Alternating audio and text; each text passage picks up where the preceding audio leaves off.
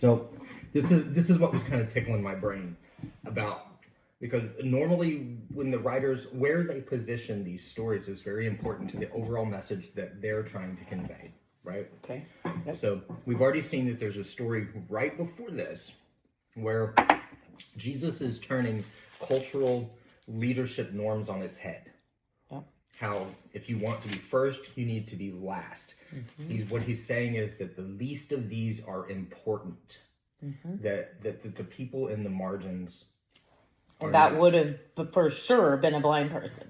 I mean, absolutely. They didn't exactly have ADA compliance. No. A blind person Yeah. in the ancient Near East, in the Mediterranean world, that blindness meant total dependency. You know, they didn't have any social safety nets. Mm-hmm. There were no jobs. You couldn't go to work in the typing pool. They didn't type, right? Yeah. So what do you think? Blind people either were relying upon total dependency on family and friends, right? Which is, or they were begging. Mm-hmm. Well, look at even like the story of, well, never mind, but yeah. What was that? What story? I was just thinking back to that show, but like where the friend of the woman that was blind in The Chosen, Barnabas and I forget her name, but like he just went with her as Shula. Like I know they're fictional characters, but like back then they really nailed it because he went everywhere with her. Yes. She was a widow or was single, and they were just friends. But she was totally dependent on him. So I say all that to say, when we get to verse, tell me what verse it is where they tell them to be quiet. Oh yeah, for 31.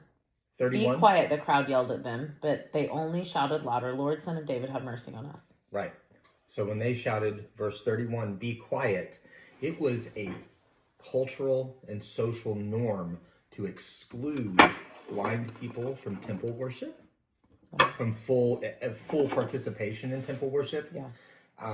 They were seen as second-class citizens.